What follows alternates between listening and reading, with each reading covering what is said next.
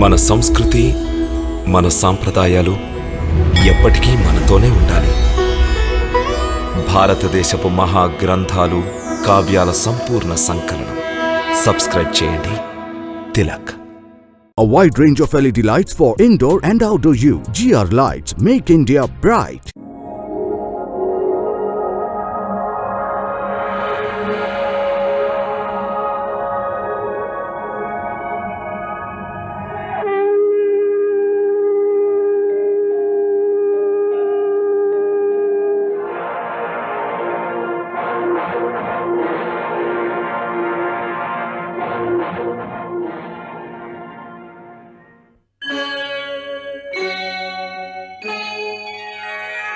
Krishna,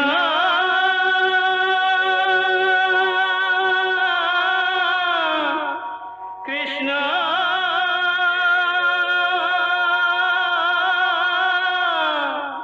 Hare Krishna, Hare Hare.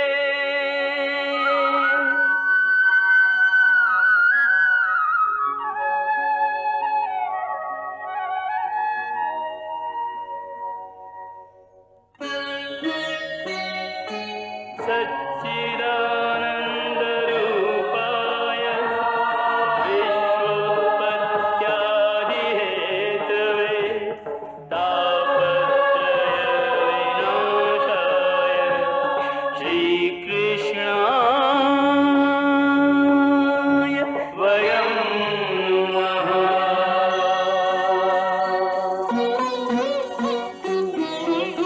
Shrikrishna Govind हरे मुरारे, हे नाथ नारायण वासुदेव. हरे कृष्ण राधे राधे कृष्ण कृष्ण कृष्ण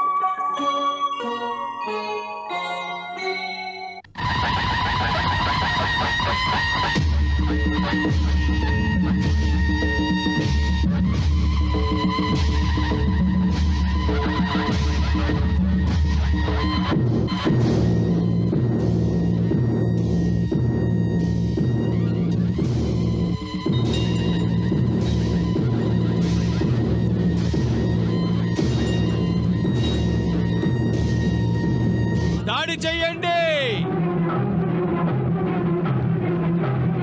దాడి చెయ్యండి.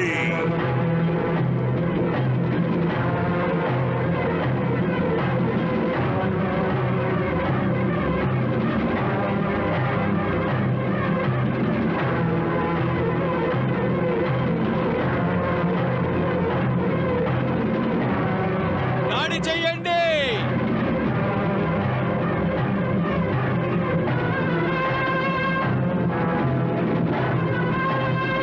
దాడి చేయండి.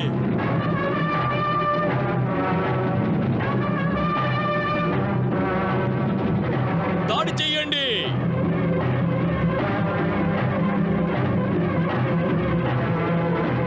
దాడి చేయండి.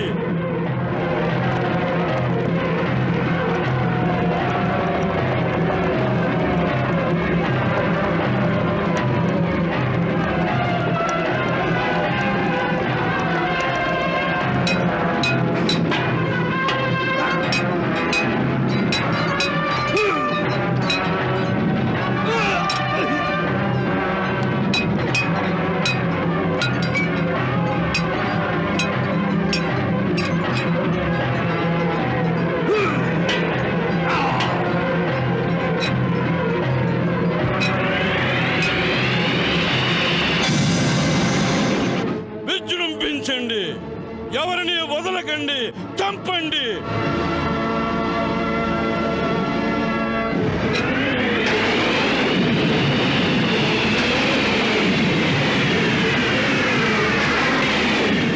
భీముని విజృంభణను అడ్డుకోకపోతే అతడు పిచ్చి పట్టిన ఏనుగు వలె మన కౌరవులను ఒంటరిగా సమూలంగా నాశనం చేస్తాడు.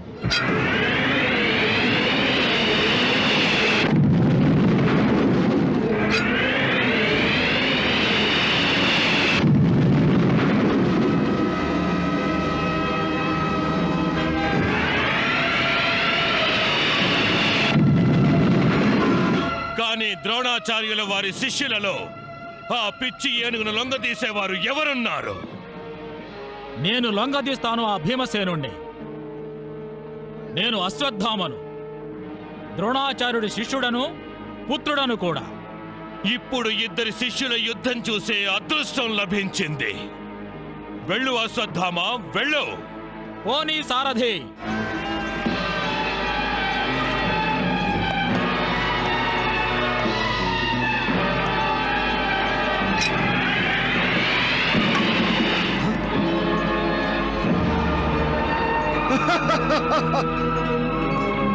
ఓ, నీవా?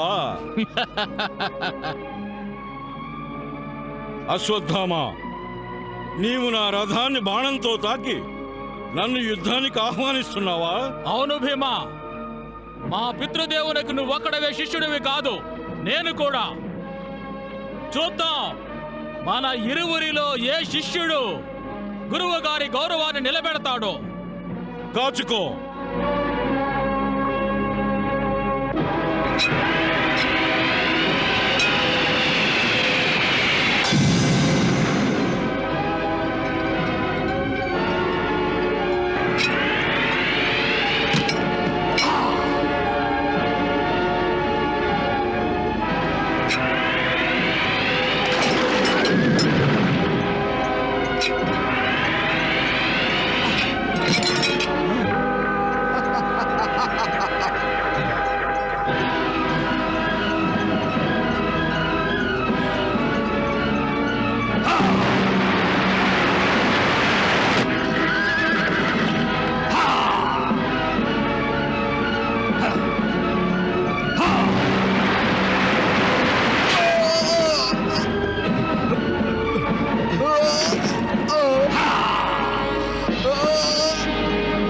అశ్వత్థామ, అశ్వత్థామ, అశ్వత్థామ, అశ్వత్థామ, అశ్వత్థామ, అశ్వత్థామ.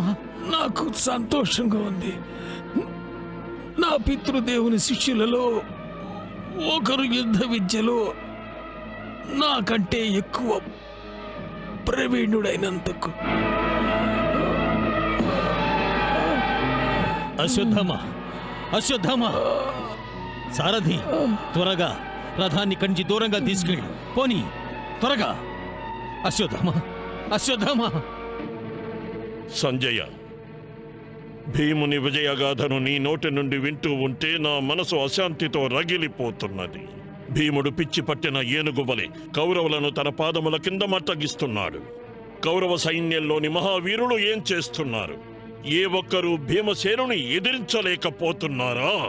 మహారాజా, రణభూమిలో భీషణ సంగ్రామం జరుగుతున్నది. ద్రోణాచార్యుడు దృష్టద్యుమ్నునితో యుద్ధం చేస్తున్నాడు.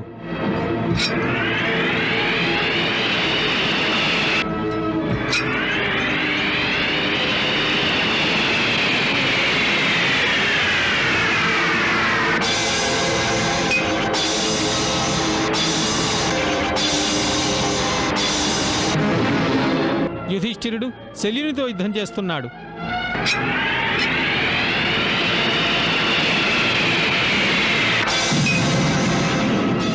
మహారాజు భద్రకుడు విరటునితో యుద్ధం చేస్తున్నాడు.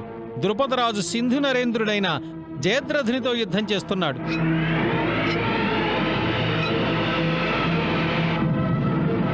ద్రౌపది పుత్రులు 5, సుభద్రాపుత్రుడు అభిమన్యుడు, ఉలిపి పుత్రుడు ఐరావంతుడు, వీరందరూ కౌరవులతో యుద్ధం చేస్తున్నారు.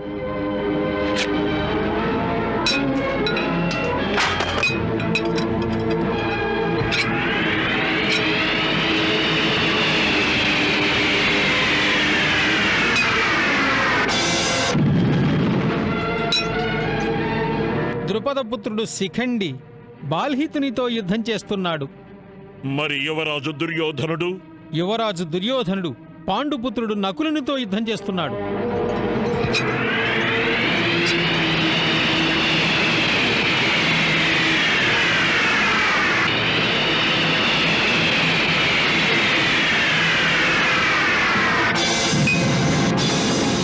కౌరవ సేనాపతి అయిన భీష్మ పితామహుడేం చేస్తున్నాడు? భీష్మ పితామహుడు పాండవ సైన్యమును చెల్లాచెదరు కావిస్తున్నాడు.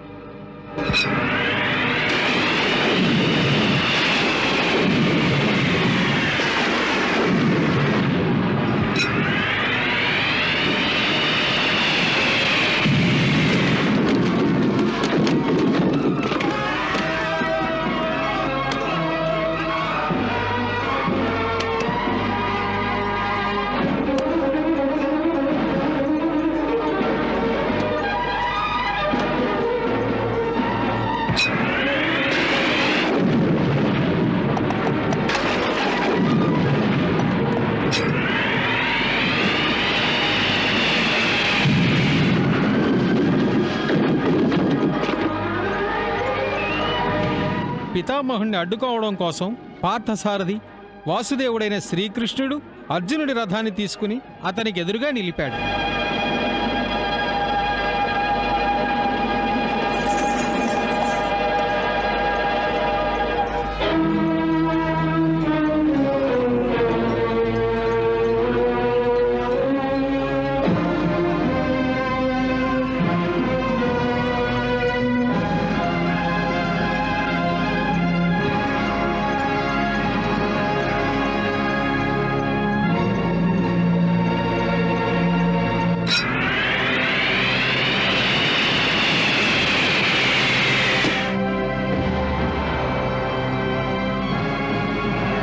పితామహ, తమ పౌత్రుని నుండి తమ గౌరవార్థం సాదర ప్రణామాలు. దానిని స్వీకరించండి.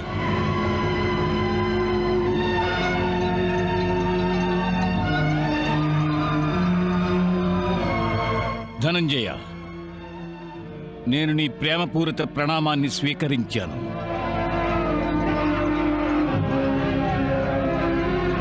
కానీ ఇప్పుడు నా బాణాలు మిమ్మల్ని అనాదరం చేస్తే నన్ను క్షమించండి. ప్రియ పౌత్ర, యుద్ధంలో శత్రువుని ఆదరించడం కాదు, వానిని ఎదిరించి నిలవాలి. నీవు నిస్సంకోచంగా బాణమును సంధించు.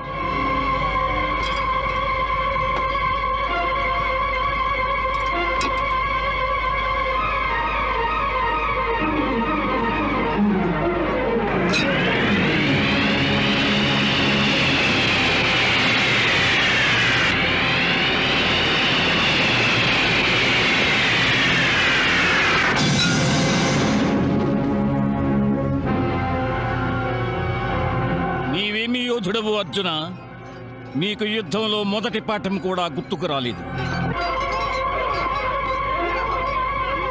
మొదటి ప్రహారమే పరిపూర్ణంగా ఉండాలి. చూడు,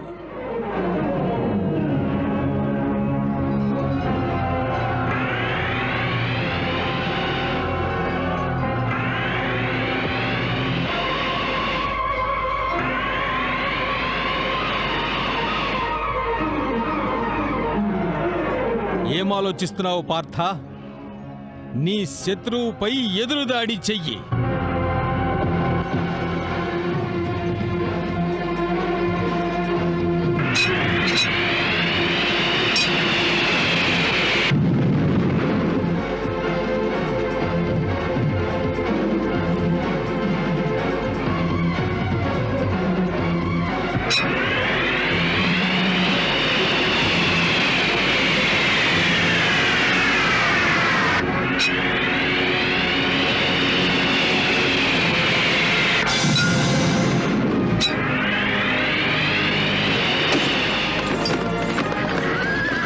ఏమిటి దారుణం? సారథి, రథాన్ని అక్కడికి తీసుకెళ్ళు.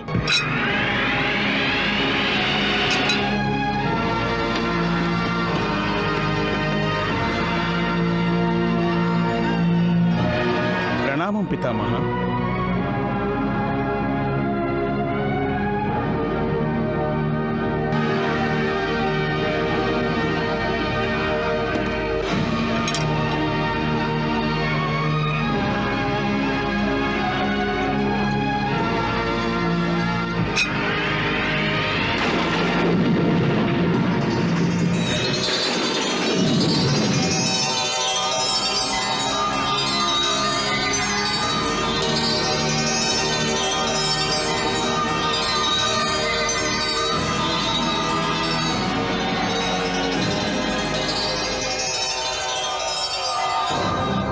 తలుచుకోండి పితామహ. ఇప్పుడు నా బాణం సంప్రదాయ హద్దులను దాటి యుద్ధ నియమాలను పాటించబోతోంది.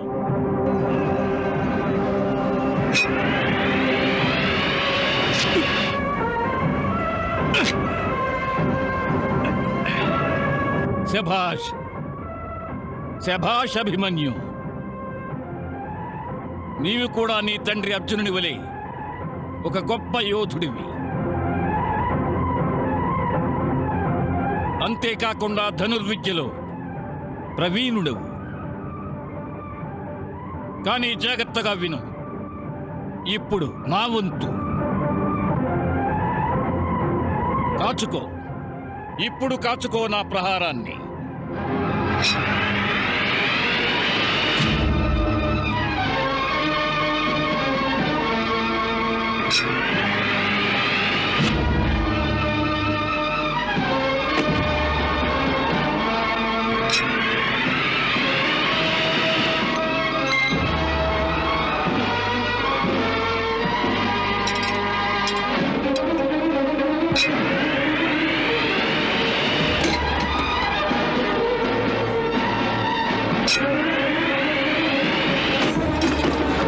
ముందుకు పోనివ్వు.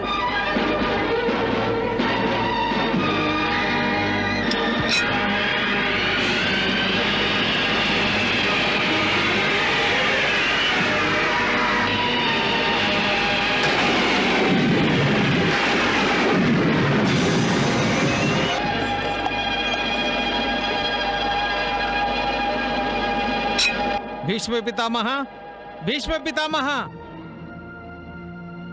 గుర్తించావా నన్ను? నేను ద్రుపదుని కుమారుడను శిఖండిని. నిన్ను నీవు పరిచయం చేసుకోవాల్సిన అవసరం ఏముంది శిఖండిని? అయినా నీకు యుద్ధ భూమిలో ఏమిటి పని? వెళ్ళు, నేను స్త్రీలతో యుద్ధము చేయను. నా పేరు శిఖండిని కాదు. నేను స్త్రీ రూపమున అవశ్యం జన్మించి ఉండవచ్చు, అప్పుడు నా పేరు శిఖండిని కావచ్చు. కానీ ఇప్పుడు నేను పురుషుడనైనాను. నా పేరు శిఖండి, వీర శిఖండి.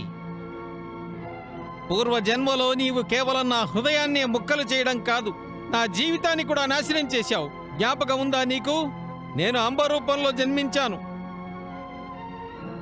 నాకు ఆ జన్మలో జరిగిన అన్యాయానికి ప్రతీకారం తీర్చుకోవడానికే నేను మరల జన్మించాను. ఈసారి నీవు నాతో యుద్ధం చెయ్యవలసిందే. నేను కేవలం పురుషులతోనే యుద్ధం చేస్తా. నిర్బల స్త్రీ పైన నా అస్త్రం ప్రయోగించను. చెప్పాను కదా, వెళ్ళిక్కడి నుంచి. నన్ను నిర్బల స్త్రీగా భావించి నీవు తప్పు చేస్తున్నావు పితామహ. నా ఈ చేతులకు ఇప్పుడు గాజులు లేవు. యోధుల వలనే శస్త్రాలను ప్రయోగిస్తాయి నా చేతులు. నాతో ఒక్కసారి తలపడి చూడు, నీ భ్రమలన్నీ తొలగిపోతాయి. అప్పుడు నీకు అర్థమవుతుంది నేను పురుషుడనా లేక స్త్రీనా అని. నువ్వు ఇలా చెప్తే వినవు.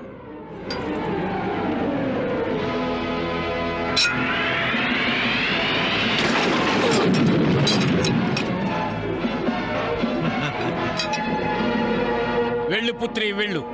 ముందు రథాన్ని సరిచేసుకునిరా, తర్వాత యుద్ధం గురించి ఆలోచించవచ్చు. పోనివ్వు సారథి.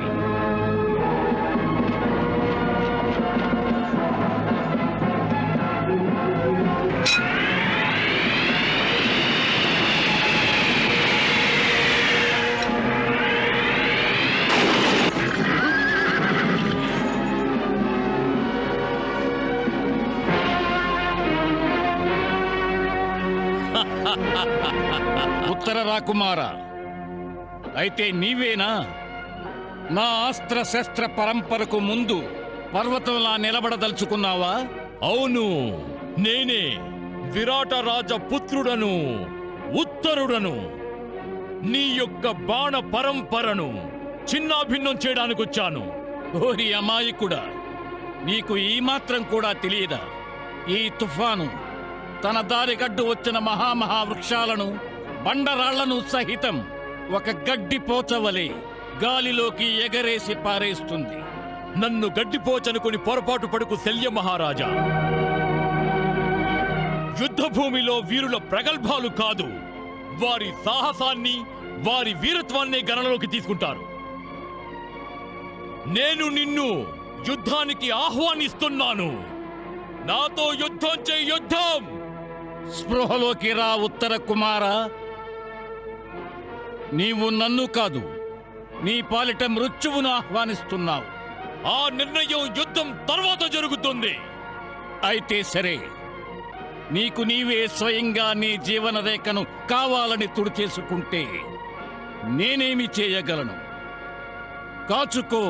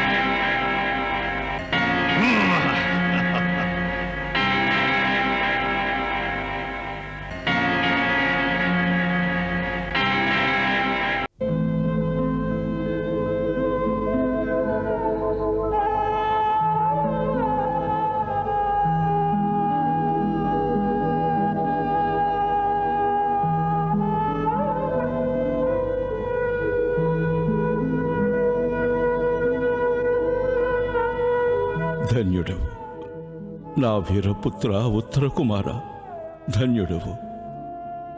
నీవు యుద్ధభూమిలో ప్రాణాలను సమర్పించి క్షత్రియ ధర్మాన్ని పాలించినావు. పుత్ర ఉత్తర కుమార, నేడు నీ తండ్రి నిన్ను తన హృదయానికి హత్తుకోలేకపోతున్నాడు. కానీ నీవు నీ తండ్రి హృదయాన్ని నేడు గర్వంతో పొంగిపోయేలా చేశావు. ఏ క్షత్రియ తండ్రి తన పుత్రుని వీరమరణం పట్ల గర్వించకుండా ఉండగలడు?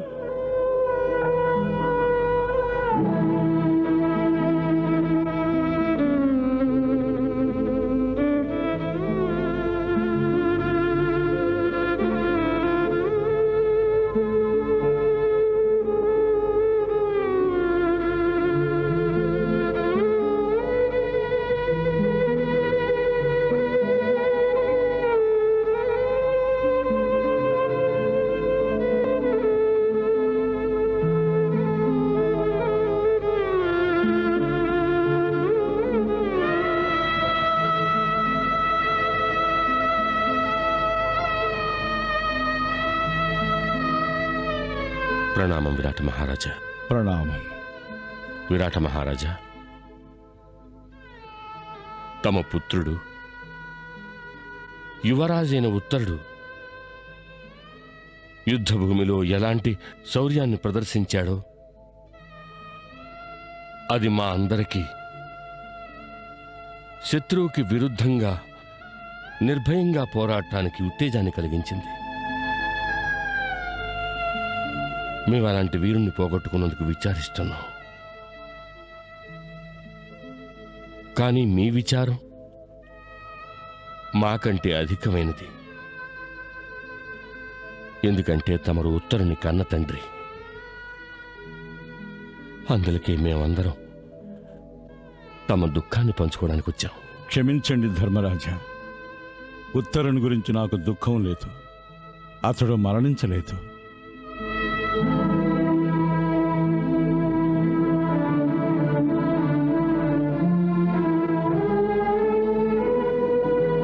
ఉత్తరుడు ఒక సుక్షత్రియుని వలె యుద్ధభూమిలో తన ప్రాణాల్ని ఆహుతిచ్చాడు. నేను గర్విస్తున్నాను వానికి వీరస్వర్గం ప్రాప్తించినందుకు, అతడు అమరుడైనందుకు.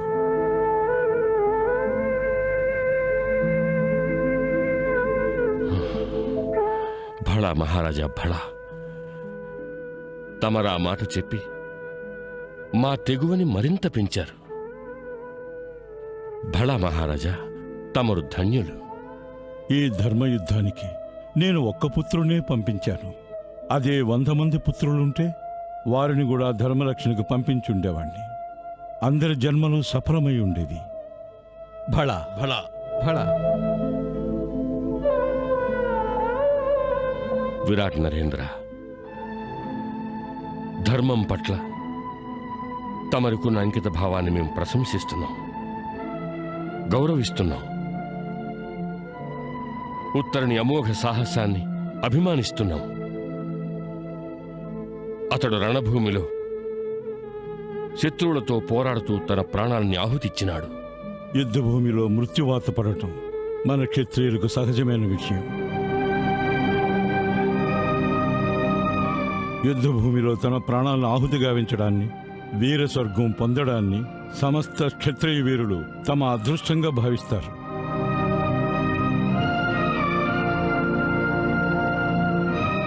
మనం ఇంకొకటి కూడా గుర్తుంచుకోవాలి.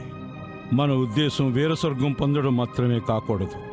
నేడు శత్రు సైన్యం మన యోధులను ఎంతమందిని వధించారో రేపు అంతకంటే అధికంగా కౌరవ వీరులను నరకానికి పంపించాలి. అందుకు రేపటి రణనీతిని మనం నేడే నిర్ణయించాలి. అవశ్యం మహారాజా, అవశ్యం.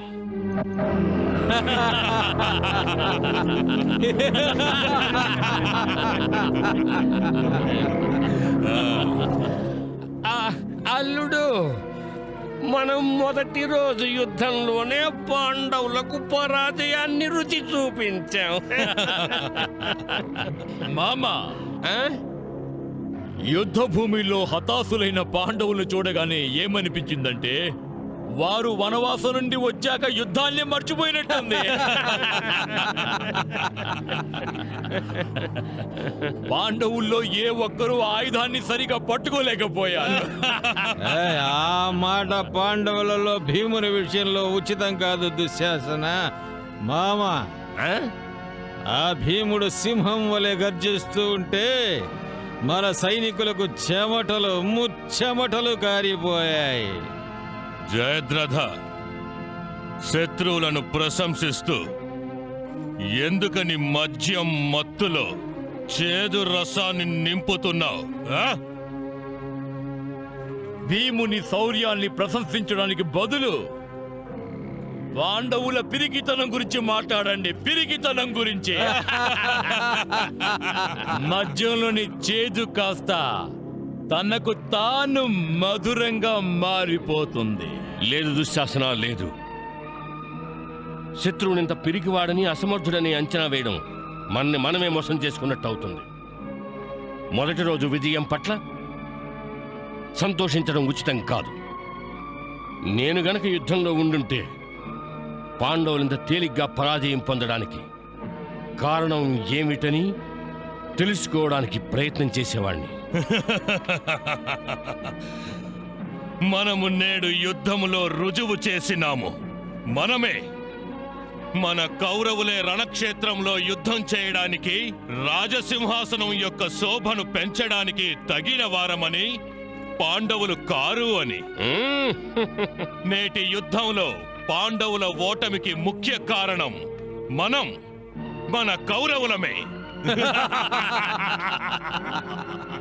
అల్లుడు, ఈ విషయం పూర్తి సత్యం కాదు. మామా, ఏమంటున్నావు నీవు?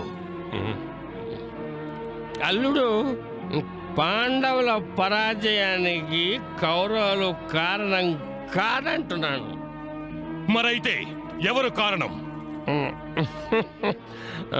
మద్యం మత్తులో అబద్ధం చెప్పడం పాపం అవుతుంది. నువ్వు అనుజ్ఞనిస్తే అప్పుడు చెప్తాను. నీవు కూడా హాస్య చతురుడవే మామా. అయినా సత్యము చెప్పడానికి కూడా అనుజ్ఞ అవసరమంటావా మామా? అతను మొదటిసారిగా నిజం చెప్తున్నాడు అగ్రజ. మీకు నిజమైన ఇష్టం లేకపోతే నేను చెప్పను. లేదు మామా, లేదు. చెప్పు చెప్పు, ఏమిటా కారణం? పాండవుల ఓటమికి అసలు కారణం పితామహుడు. ఓ మామా, అది మాకు కూడా తెలుసు.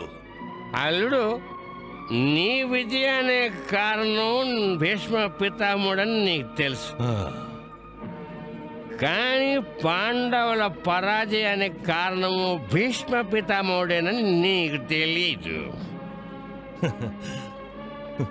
మామా, నీవు మద్యం మత్తులో ఏం మాట్లాడుతున్నావో మాకు ఏమీ అర్థం కావడం లేదు. ఇందులో అర్థం కాకపోవడానికి ఏముంది?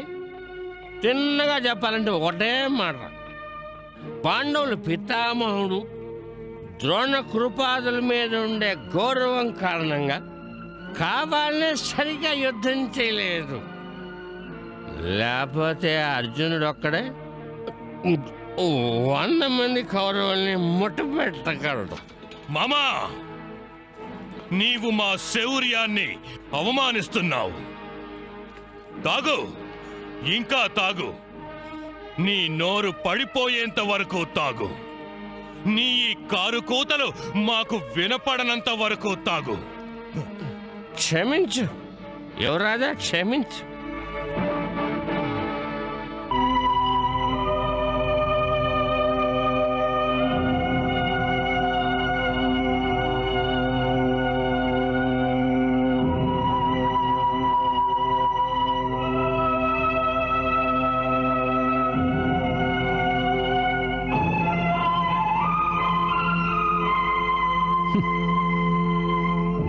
యుద్ధంలో వీరులైన వారు తమ శత్రువుల శిరస్సులు వంచుతారు.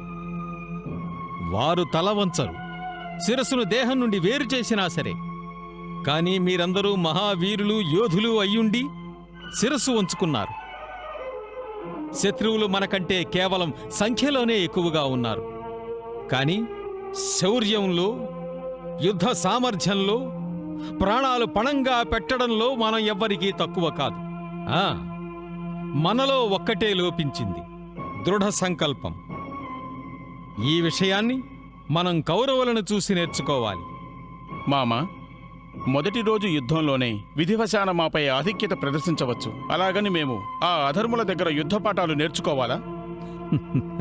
లేదభిమన్యు, మనం మన తప్పుని కప్పిపుచ్చుకుంటూ శత్రువు యొక్క యుద్ధ కుశలతపై ముసుగు కప్పలేం.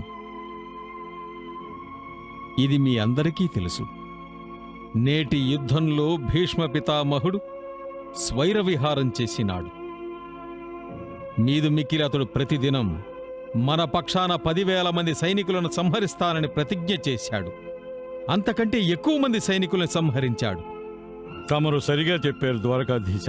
నేటి యుద్ధంలో శత్రుపక్షాన భీష్ముడు తన శౌర్యంతో, పరాక్రమంతో మన రణనీతిని, వ్యూహరచనని పూర్తిగా ధ్వంసం చేసినాడు.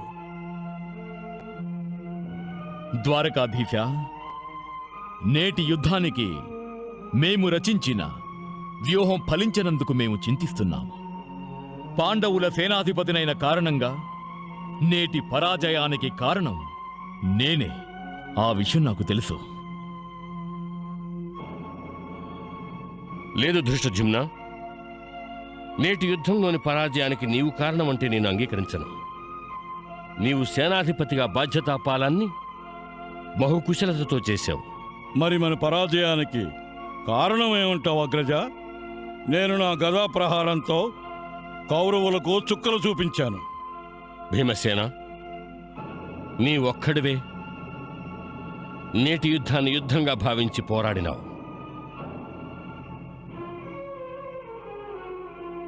కానీ మహాభారతంలోని ఈ మహాభయంకర యుద్ధ పరిణామం రెండు పక్షాలలోని కేవలం ఇద్దరు వీరుల మీద ఆధారపడి ఉంది. ఒకరు కౌరవ పక్షంలో పితామహుడైన భీష్ముడు, మన పాండవ పక్షంలో అర్జునుడు.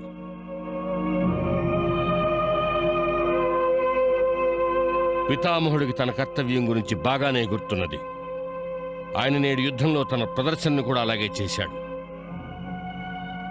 కానీ మన పక్షంలోని వీరుడు తన కర్తవ్యాన్ని మరచినాడు. తను ఈ పూర్తి జగత్తులో సర్వశ్రేష్ఠుడైన ధనుర్ధారి అన్న విషయం కూడా గుర్తులేదు. తన గాంధీవం నుంచి వెలువడిన బాణాల వేగంతో వాయువు కూడా పోటీ పడలేదు. మన సైన్యం పితామహుని బాణపరంపరకి అగ్నికి సమిధుల వలె ఆహుతయ్యాయి. కానీ అర్జునుడు పితామహుని బాణపరంపరని తన బాణాలతో ఆనకట్ట వలె నిరోధించగలడని తెలిసి కూడా ప్రయత్నం చెయ్యలేదు. ఎందుకంటే అతడి చేతులు పితామహుని ఎదురుగా గాంధీవాన్ని ఎక్కుపెట్టడానికే కంపించిపోయాయి. ఒక రాజు సైన్యంలో ఇలాంటి దుర్బలుడైన వీరుడుంటే ఇక ఆ రాజు విజయాన్ని ఎలా సాధించగలడు? అగ్రజ, నాపై తమ ఈ క్రోధం ఉచితమైనది. వాస్తవానికి నేను తప్పు చేశాను. కౌరవులకు వ్యతిరేకంగా నేను మనస్ఫూర్తిగా యుద్ధం చేయలేకపోయాను.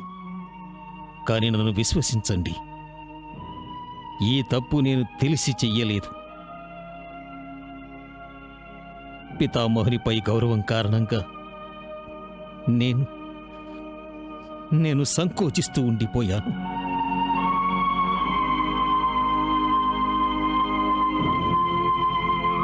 ధర్మనందన, నేటి యుద్ధంలో అర్జునుడు అంతమంది యోధుల సమక్షంలో తన పెద్దలపై గౌరవంతో వారితో యుద్ధం చెయ్యడానికి అంగీకరించలేదు.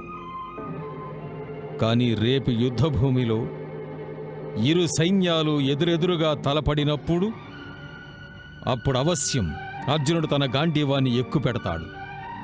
అవశ్యం అర్జునుడు పితామహుని ఎదురుగా లోహపు కుడ్జాన్ని కట్టుకుని నిలుస్తాడు.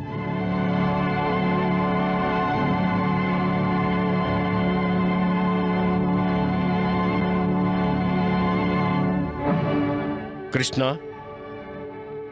అర్జునుడొక్కడే కాదు, మేమందరం కూడా చెప్పాలి. మేము యుద్ధభూమిలో మా శస్త్రాల్ని అవమానపరచడానికి రాలేదని.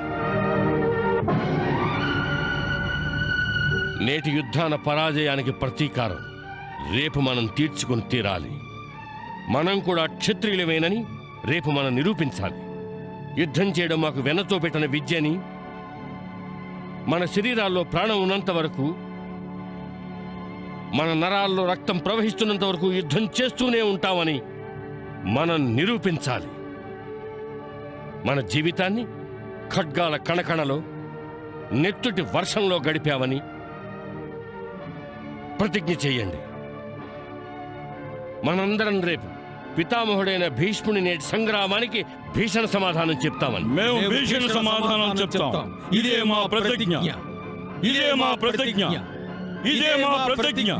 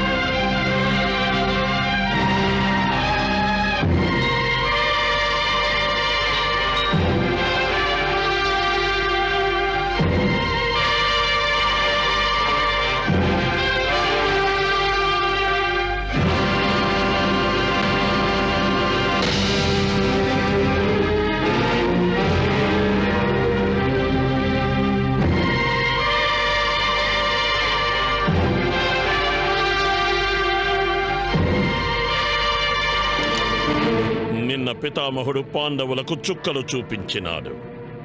కౌరవులు తమ తొలి విజయ పతాకాన్ని ఎగురవేశారు. మహారాజా, కేవలం మొదటి రోజు యుద్ధానికే అంతగా సంబరపడిపోవడం ఉచితం కాదు. ఎందుకంటే జూదంలో అకస్మాత్తుగా పాచికలు తిరగబడతాయి. అలాగే యుద్ధ ఫలితం కూడా ఏ క్షణంలోనైనా మారిపోవచ్చు. కౌరవ సేనకు భీష్మ పితామహుడు నాయకత్వం వహిస్తున్నంత వరకు పాండవులు ఎంత పోరాడినా జయించలేరు. కానీ నేడు పాండవులు అవశ్యం తమ ప్రతాపాన్ని చూపిస్తారు. భీకర సంగ్రామం జరుగుతుంది. దాడి చెయ్యండి!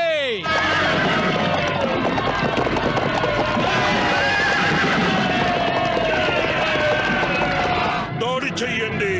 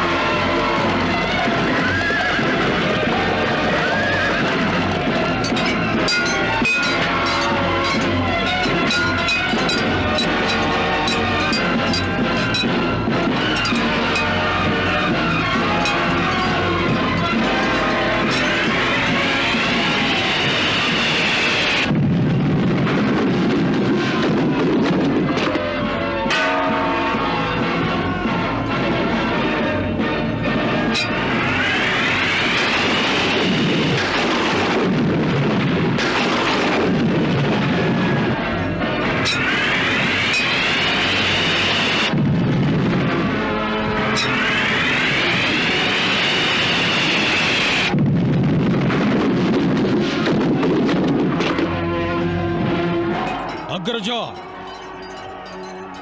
ఈ విధంగా అర్జునుడు బాణవర్షం కురిపిస్తే కౌరవ వీరుల రక్తం నదిలా ప్రవహిస్తుంది.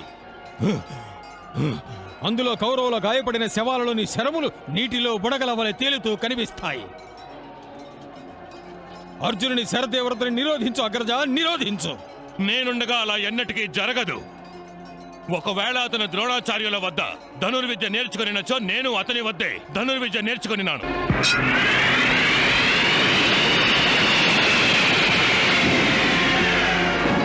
అర్జున, ఆగు!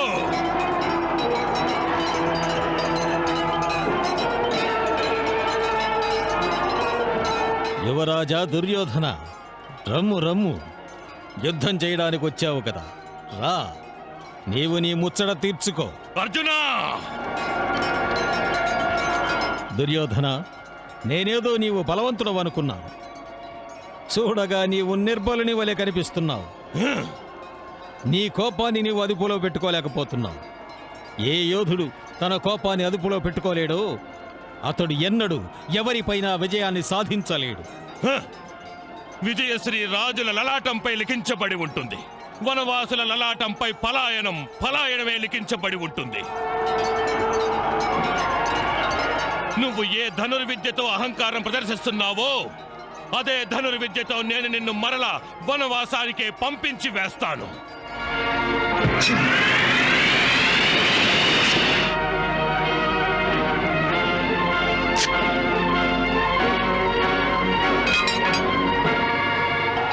దుర్యోధన, పిలుపునీయకుండానే నీవు పార్థసారథిపై బాణప్రయోగం చేస్తావా? నీ వంటి అధర్మునితో ధర్మయుద్ధాన్ని ఆశించడం వ్యర్థమే. అయినా నేను నిన్ను యుద్ధానికి ఆహ్వానిస్తున్నాను. కాచుకో.